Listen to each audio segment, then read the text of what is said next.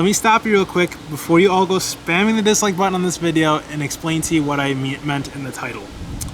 So I'm doing a review today on an ENL AK-74. Now, what makes this a real steel firearm? ENL actually stands for two companies. The E in ENL stands for Emei, which is a Japanese-based airsoft internals, a parts manufacturer for just obviously performance internals.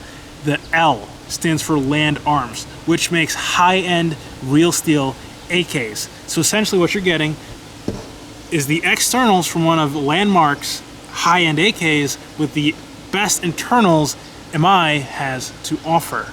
So what does that leave us with? No, that does not leave us with the best airsoft gun on the market. That leaves us with, again, a real steel AK that has airsoft internals stuck inside. Now, to further drive home the gravity of this rifle, like the sheer build quality, I'm actually going to compare it directly to my real steel Romanian AK later in this video. But before I get to that, let's go over what makes this an airsoft gun first. Alright, so typically for a review, I would start with an unboxing. But as I've had this gun in my collection for quite some time now, obviously I no longer have the box. It doesn't really matter because this gun doesn't really come with a whole lot anyway. What you do get in the box is a magazine, a small real steel-esque cleaning kit that's stashed right here in your buttstock, and then obviously you get the rifle itself. The first thing you'll notice when you pick up the rifle, beyond the strange tingling in your pants, is the sheer weight and density. As I'm sure you guys have noticed by now, mine does have some aftermarket parts. Externally, I've swapped the old school grip for an ergonomic one, as well as the trigger for a short-stroked G36 blade trigger. This did also require me to bend the trigger guard just a hair, which I now regret, but oh well, the damage is done. Furthermore, I've also added a UTG rail, just because I can. Internally, I've left the gearbox, hop-up, and barrel completely stock. Back to the externals, the gun goes beyond just the phenomenal quality. It also boasts quite a few little aesthetic touches that do go a long way. On the left-hand side of the receiver, you'll find a serial number next to a little commie-style star. On the right-hand side of the receiver, you'll find that the fire selections, which are engraved in Russian, are laser-etched into the receiver itself. The only so-called English trademarks on this gun you'll find are in the magwell, on the ENL spacer itself. Another small detail that took me by surprise is the white numbering on the rear iron sight itself. While the numbering is all but useless in airsoft, and I know that other companies are also starting to do it, something about the way ENL did it just adds another degree of authenticity to the rifle in my opinion. Moving on to my absolute favorite feature of this rifle, the wood. ENL cut absolutely no corners here, as the rifle has been properly sanded, stained, and varnished. The wood on this rifle is so absolutely gorgeous that not even any of my numerous real steel rifles beyond my 300 Savage Collector's Edition can really compare. Beyond just the quality of the stain, it's also made out of a hardwood. When I try to squeeze it, there's absolutely no give, unlike every other wood I've encountered on an airsoft gun. Even the contact point between the wood and the receiver is practically perfect. You'll find that there's absolutely no play or wiggle, not only at this point, but nowhere else on this gun. The stock has no play, the dust cover has no play, the gas tube has no play, the iron sights have no play. Even the handguard feels like it's been carved out of a single block of solid oak, firmly, nigh permanently cemented in place, absent even the slightest of movements. The astonishing rigidity of the furniture on this rifle can be contributed to its solid foundation, the receiver. Not to be outmatched by the phenomenal wood finish, the stamped steel receiver, which is also reinforced by 3mm of steel plate, along with the dust cover, has been grinded and given a blued finish. In fact, the entirety of the lower receiver and dust cover are made of the exact same blued steel you'll find on many high-end, real steel Chinese AKs. The blued steel unfortunately does not encompass the entire rifle, however. There are many casted steel components, and all of these casted steel components have been done in what I would call a gunmetal black. While I do prefer the blued finish, these remain faithful to their real steel counterpart in this way. At the same time, these casted components are no slouches either. You would sooner break most drill bits or dull most saw blades if you tried modifying these, as many who have will tell you how difficult these components are to manipulate. And their finish, while not blue, is still absolutely spectacular. Almost feeling like a Cerakote of some kind, and all but unrivaled in the realm of airsoft. As we can see here, the finish on the E&L is actually better than my Real Steel Romanian Wasser 10. I guess this is what you should expect from the world's second largest producer of high-end AKs, behind Russia alone. Now that we have covered the Landarms side of things, let's move on to Emei. Not to be outdone by their partners in crime, the internals we find in the E&L are exactly what a real steel airsoft AK should have: simple, rugged, and effective. This gun will perform every time you ask it to. Rain, snow, sleet, or hail, it's going to fire every time you squeeze that trigger, just like its real steel counterpart. This is also why it's become a favorite of most Milsim goers, like those who attend Milsim West. Performance-wise, I've had nothing but greatness from this E&L. Coming stock with an ultra-high torque motor, a one-piece cylinder set CNC'd out of a single block of aluminum, low-resistance silver core wires, 8mm ball bearings, a quick change spring system, a hop-up that's bolted directly to the gearbox, the E&L compromises absolutely nothing when it comes to these internals, and it's rivaled only by the best of airsoft manufacturers worldwide. With the stock gearbox, using the .32s, I was easily able to achieve 250-foot torso shots. An R-hop is about all you'll need to do to this gun if you're looking to reach out all the way across that 300-foot distance. Despite not having a MOSFET, the trigger response is almost laughable. While this may be partly attributed to the short stroke trigger that I've installed, I still found it difficult to get this gun to quarter or half cycle at all. It seems every time you pull the trigger, the gun will cycle. It almost feels like an ETU with how precise it is on an 11.1 volt 15C LiPo. Now, when talking about E&L, it's impossible to not discuss LCT as well. There's no doubt that LCT makes the best airsoft AKs on the market, but that's just it. They make the best airsoft AKs, while LCT is the best an airsoft gun can be. E&L is in a whole nother ballpark, as it's truly a real steel with airsoft internals crammed inside. Not to hate on LCT though, as many of you know I actually have a Daytona kit installed in my LCT.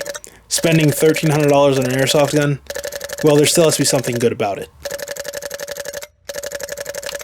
Comparing my E&L to my Romanian real steel AK, the E&L is actually heavier, more solid, and has a better finish. Furthermore, it also feels a little bit more sturdy. Just to prove that it is indeed heavier, I'll go ahead and weigh them out in front of you. Here's Gabby stepping on the scale with the E&L, with a magazine. And then here she is stepping on the scale with the Real Steel Romanian AK. As you can see, when we remove the round drum, the Real Steel AK is considerably lighter than the E&L. Alright, so now as I get ready to close out this video, there's a few points that I'd like to quick brush up on. I stand by what I said. The E&L is not an airsoft gun.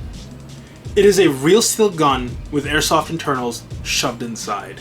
The only AK I have with build quality that can compare to this rifle is this one. And this is my Real Steel Wasser 10. Still, It's lighter in the receiver. It feels lighter. And I mean, as much as I love this gun, and it's absolutely amazing, it's just not as solid as an airsoft gun. And I can't say that with a straight face. Which again, is why I justify this as being a real steel gun. It's made in the real steel factory. It's produced in the exact same way. It's given the exact same furniture. This is indeed a real steel gun. Which I love because you guys know I love AKs. And I love authenticity sometimes. And I think this is about as authentic as it gets. Even though I had to Gucci it out a little bit. So, you know, fuck you guys. Now, for all you guys that are getting all mad at me saying LCT is amazing and LCT is yada yada yada, I still have my LCT right here, guys. I've spent a fuck ton of money on this gun. I've spent far more on this gun than I did on my ENL after all is said and done. And I absolutely love it. It's probably my favorite gun to go out and shoot because it's a Daytona gun. The internals themselves are not really any better than the ENL. Simple as that. Period. They're not any better. The only thing better about them, again, is the quality control and the shimming. Their shimming is a little bit better. That's it. There's nothing else better about the stock internals from this AMD 63 when compared to ENL. And the externals, believe me, I had to cut this thing open to get the Daytona kit inside. You guys know how big of a bitch that is. The externals are phenomenal, but they're just not as good. The LCT encompasses everything that an airsoft AK should be. The ENL, on the other hand, encompasses everything a real steel airsoft AK can be, if that makes any sense. So as you guys know, I like to rate my guns on a scale of 10 for 3 different categories. 1, performance, 2, aesthetics, and 3, overall. For this ENL, I think it's extremely unfair to rate because I might be partially biased, and you guys know I have a great many airsoft guns and I always look for what's best in many regards.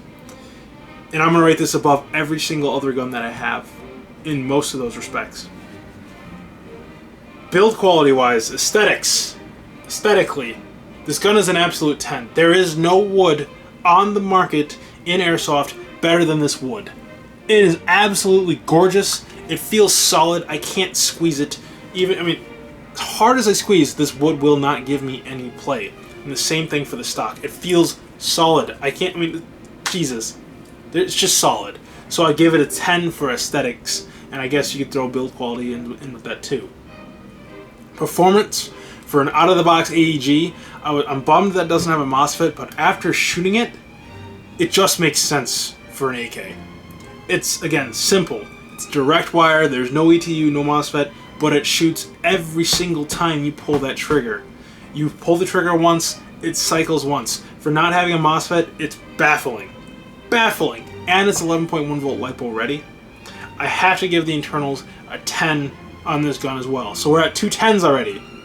Aesthetically and externally, a 10. Internally, performance, a 10. Now what do I give it overall? Overall, I give this rifle a 9.5. Why do I take off that half point? Well, because I think their marketing team sucks balls. Their marketing team for ENL should sponsor more airsofters. And I'm not saying that because I want to be sponsored by them. As much as I do want to be sponsored by them, I think they aren't well known enough. This rifle deserves so much more attention than it's already getting amongst the AK community.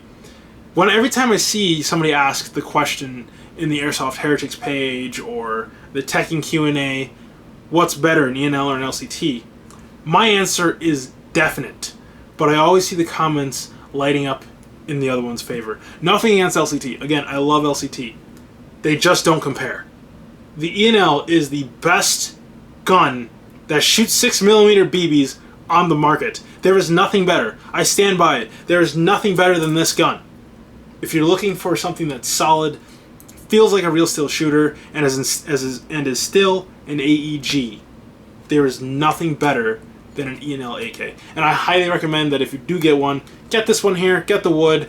You're kind of handicapping yourself, handicapping your experience if you get the metal one. If you're going to get a tactile one, maybe go with a different brand.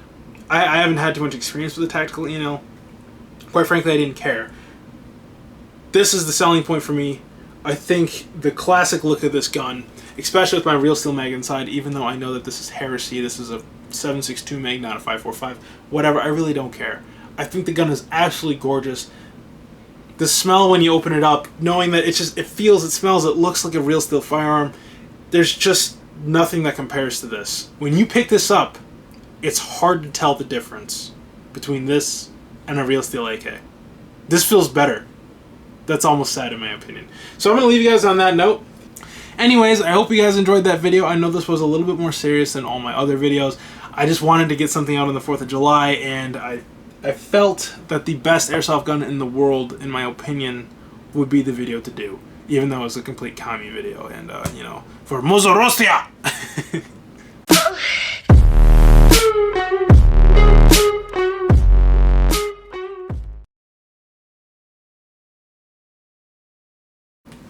Oh man, I can't wait to see all the butthurt in the comments. Everyone's gonna be pissed.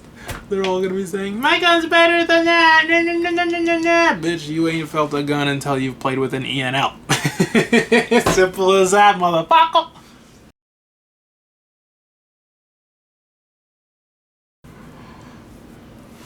I just also want to throw it out there. I'm gonna probably put this at the end of the video. But I gotta say, for anyone who disagrees with me, I own about 60 airsoft guns. I've bought some of the best. Right here is one of my other best airsoft guns. This is the PTS Magpul whatever ACR, and the DuPont reinforced polymer on this is the exact same stuff they use in the real steel as well. This gun is extremely rigid and solid. The only thing I don't like is how flexible the front end is. Beyond that, everything else on this rifle is great. And I gotta say, the ENL still shits on this gun. The ENL shits on every single gun I have as far as external build quality. There is nothing better. There's nothing. Sorry. Wrong. There's nothing better. That also does come at a cost, though. And I think that's something I failed to mention.